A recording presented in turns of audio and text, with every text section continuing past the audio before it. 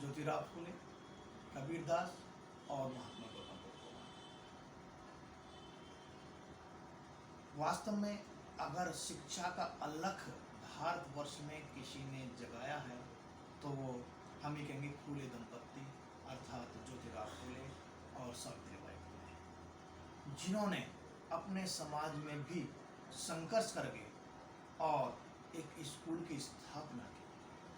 दोनों दंपत्तियों ने मिलकर के फ्री एजुकेशन दी। उस समय पर तो दूर दूर तक महिलाओं के बारे में, शिक्षा के बारे में सोचा ही नहीं जा सकता था। फातिमा शेख ने उनकी मदद की, और क्योंकि मुस्लिमों की भी यही समस्या रही है कि वो भी शिक्षा से वंचित रहे हैं, उनमें भी शिक्षा का अभाव रहा, और उन्होंने उनके साथ मिलकर के एक शिक्षा के मार्ग को दिया और फ्री शिक्षा लोगों को दी, और जो अलग जगाया शिक्षा का तो ये ज्योतिराव फुले और सावित्रीबाई को जाता है। हम उनके बहुत बहुत आभारी हैं, जिनकी वजह से आज हमारी बहन बेटी आज शिक्षा के लिए दूर दूर जाती हैं, और पढ़ लिख करके शायद कोई स्थान ऐसा ना हो जहाँ पर उनकी नियुक्ति ना हो, वो पता से ना हो। सर एक बात और है, जैसे कि एससी समाज को हक ज्योतिबा फुले ने दिया, पढ़ाई के मामले में लाए, पढ़ाने का उन्हें अधिकार दिया, लेकिन वो तो सभी महिलाओं को दिया था ना, तो केवल एससी समाज या दलित समाज बोलते हैं जिन्हें, वो ही क्यों उनकी जयंती या जन्म दिवस और जो उनके आते हैं तो उन्हें क्यों मनाते हैं, वही क्यों मनाते हैं? और समाज जो माली समाज से आते हैं वो तो माली समाज तो उन्हें जानता भी नहीं है। देखिए, यही इस समाज की बहुत बड़ी विडंबना है कि हम अपने महापुरुषों को समझते नहीं हैं, हम महापुरुषों को पढ़ते नहीं हैं।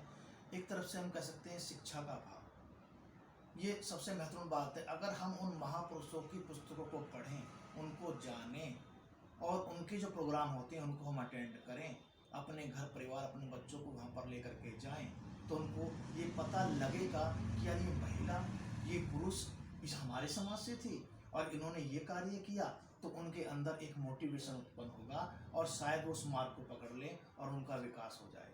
और सबसे बड़ी बात एक और भी है, क्योंकि भारतवर्ष की जो सामाजिक व्यवस्था है वो जाति पर आधारित व्यवस्था है।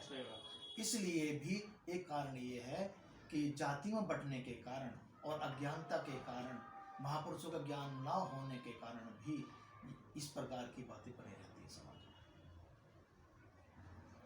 तो सर आज जो है 2 अप्रैल भी है जी। और जो हमारे SC/ST एक्ट में बचाने के लिए जो शहीद हुए थे उनके लिए आप क्या कहोगे? सर, ये हमारे लिए बड़े दुर्भाग्यपूर्ण समय था कि हम लोग एक ऐसे महत्वपूर्ण आंदोलन के लिए अपना कार्य कर रहे थे, और फिर दोबारा से हम एक जो सामाजिक भेदभाव है, एक राजनीतिक भेदभाव है, उसके कारण हमारे साथ ये घटनाएं घटी। पर मैं चाहूँगा कि आगे से किसी प्रकार की, अगर इस प्रकार का हमें कोई प्रोग्राम करना है व्यापक स्तर पर, तो बहुत सोच समझ के करें, क्योंकि लोग हमारी तरफ पूरी तरह से ध्यान रखे हुए रहते हैं और कोशिश करते हैं कि हम इस प्रकार के जो आंदोलन हैं उनमें सफल ना हो, ताकि लोगों में बदलाव ना आ जाए।